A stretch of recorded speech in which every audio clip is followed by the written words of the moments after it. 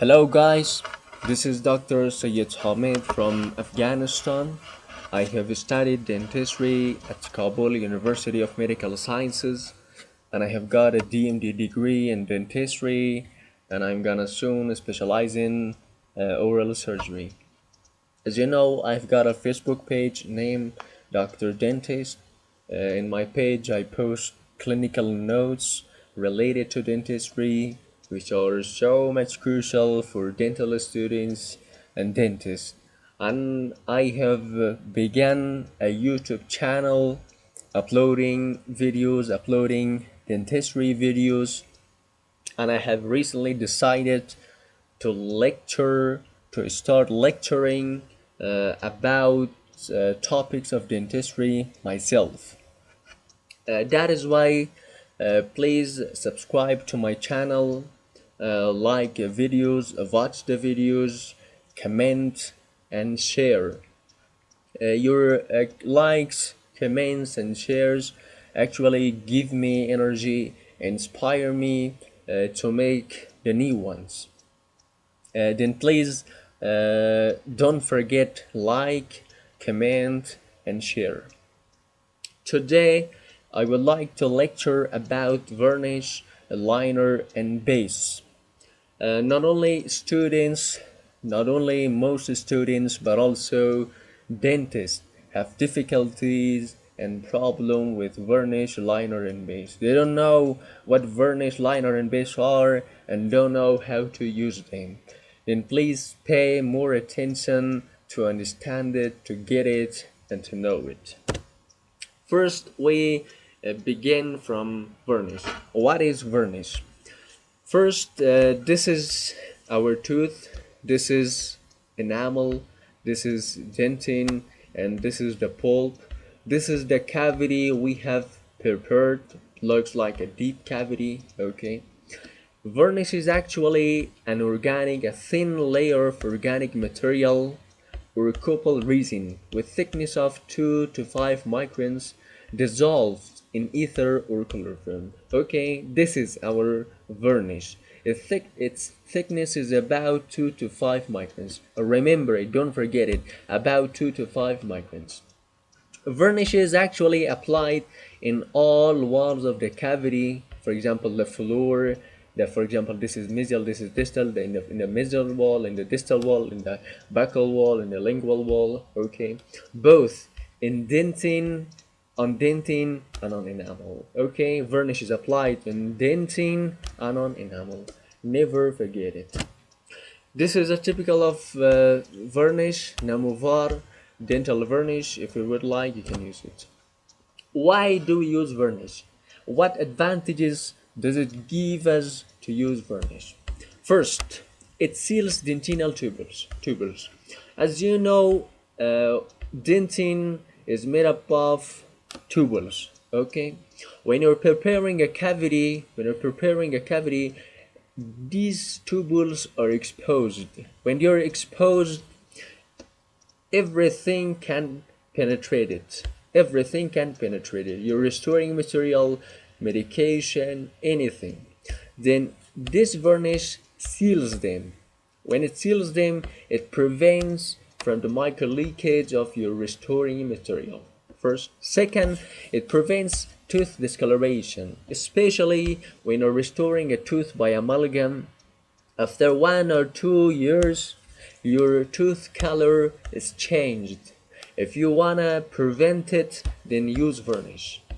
Third, it provides a good marginal seal, for your restoring material. And fourth, it reduces post-operative sensitivity. After the operation, the patient is so comfortable and feels no pain. That's why I use varnish. What are the varnish disadvantages? First, no thermal insulation. No thermal insulation. It means heat, electricity, anything can be passed through it. That's why don't use it alone. Use it with a liner and base. Then I will tell you what liner or what base is. Second, no strengthening effect. Why? Because it has a thickness of 2 to 5 microns. Varnish indication. When should we use varnish? One, below amalgam restoration. You can use varnish below amalgam restoration. First you put the varnish and then your amalgam restoring material. And below zinc phosphate restorations. As you know, zinc phosphate cement is made up of sulfuric acid. Sulfuric acid is an acid that can penetrate the dentinal tubules. Okay, it can penetrate the dentinal tubules and can cause a hypersensitivity of the patient. If you use a varnish, it prevents acid penetration. Varnish contraindications. When should we not use the varnish? First, glass ionomer cement. Don't use varnish under glass ionomer cement because it interferes the bonding of tooth to these cements. First, second, with the composite restorations, it interferes in their polymerization process. Then please don't use varnish under glass ionomer cement and composite restorations. It is contraindicated. Okay, we know now what varnish is. We come to liner. What liner is? What is liner? Definition. Liner is a thin layer of material with thickness of 0.5 to 1 millimeter placed on cavity floor only on dentine. Remember it. This is the cavity, okay? A thin layer of material with thickness of 0.5 to 1 millimeter, okay? For example, calcium hydroxide liner, okay? It is placed only on floor, not walls, okay? Only on floor and only on dentine. Unlikely to varnish. Liner advantages. What are liner advantages? First, it is actually a physical barrier. It is actually a physical barrier. See, this is the pulp, this is the floor of your cavity, this is the pulp. When you use calcium hydroxide as a liner, it is actually a physical barrier. This protects your pulp from the restoring material you want to use. Okay, then it is a physical barrier. It protects the pulp from irritation. Second, it provides some therapeutic effect. What does it mean? It means this liner stimulates dentine to make new dentine. This new dentine is called tertiary dentine or reparative dentine. Then it provides some therapeutic effect that is called tertiary dentine stimulation. Liner disadvantages. What are liner disadvantages? First, no thermal insulation. It means the heat, the electricity, coldness, hotness, anything can pass through it. Second, do not have sufficient thickness, 0.5 to 1 millimeter, okay, hardness and strength. That is why you cannot use it alone. Don't use it alone. Use it with the base that I'm gonna tell you. Liner indication. First, you can use liner under amalgam restorations in deep cavities and under composite restorations when there is a need for pulp medication. When your cavity is deep, your pulp, for example, reversible pulpitis, you need a medication for the reversible pulpitis. That's why you can use liner. Then liner is used under amalgam restoration and under composite restoration. Types of liner. Which materials or what materials can you use as liner? Usually four materials are used as liner: zinc oxide digenol, calcium hydroxide, flowable composite, glass ionomer cement, especially RMGI. First, zinc oxide digenol. You can see this is zinc oxide digenol. Low concentration of digenol alleviate pulp pain. Okay, low concentration. But high concentration of digenol is irritant. Remember it, okay? High concentration is irritant for the pulp. And never use zinc oxide digenol under composite restoration. For example, you want to restore the tooth by composite restoration and you need a liner, then don't use zinc oxide digenol as a liner, okay? Because again, it interferes with composite polymerization process. Second is calcium hydroxide. This is calcium hydroxide, dicol we call it, dicol, calcium hydroxide. Calcium hydroxide actually stimulates reparative or tertiary dentine. This is the main purpose of using calcium hydroxide. That is why Most dentists use calcium hydroxide as a liner, and I recommend that you use it too. Second, it is bactericidal in nature. It kills bacteria. Then use calcium hydroxide mostly as a liner. Flowable composite, this is flowable composite. This flowable composite is used as a liner, especially under composite restorations. When you use a composite restorations, you first use flowable composite as a liner, and then you're restoring material. And fourth, glass ionomer cement, especially RMGI, resin modified glass ionomer cement. This is RMGI, resin modified glass ionomer cement is used, especially light cured one is more used. What is its advantage? It releases fluoride. Those tooth which are suitable for caries, you can use them. You can use glass ionomer cement because it prevents secondary caries. Okay, that was liner. We come to base. What base is? Base is a thick mix of material more than 1 millimeter, okay, placed on a cavity floor. Then this is calcium hydroxide, as we talked. This is liner, our liner. Then we use a base. Base is more thicker than the liner. It is about 1 millimeter thickness. And then varnish, as we talked before about it. Okay, then thick mix of material more than 1 millimeter placed on a cavity floor is called base. What are advantages of base? First, it is a thermal insulator. Okay, this is so much important. It means the heat, the electricity cannot pass through it. Okay, cannot pass through it and reach the pulp. It cannot. It protects the pulp actually. Second, provides some mechanical support for restoration, especially for amalgam restorations, because when you're restoring a tooth by an amalgam, you condense the amalgam. This condensing needs force. Okay, this force needs support. This base can provide mechanical support for the condensing of your amalgam restoration. Then thermal insulator and mechanical support for restorations. Indications when should we use base?